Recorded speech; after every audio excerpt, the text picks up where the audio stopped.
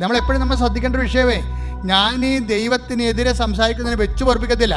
നിങ്ങൾ എന്നെക്കുറിച്ച് എന്ത് ചുക്ക് സംസാരിച്ചാൽ എനിക്ക് പ്രശ്നമില്ല. ഞാൻ നിങ്ങൾ മരിച്ചു പോയിട്ട് മണ്ണടിക്കുന്ന ആൾക്കാരാണ്.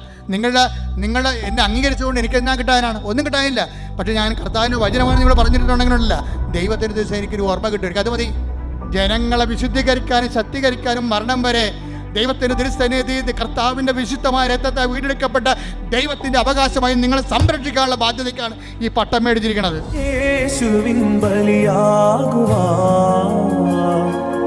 തിരുബലിയേകുവാൻ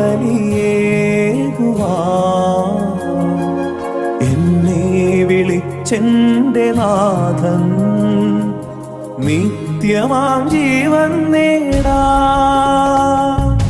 പാരിലെ യാഗവേദിയിലായി ബലിവസ്തുവായി ബലിയാഗമായി, പാരിലെ യാഗവേദിയിലായി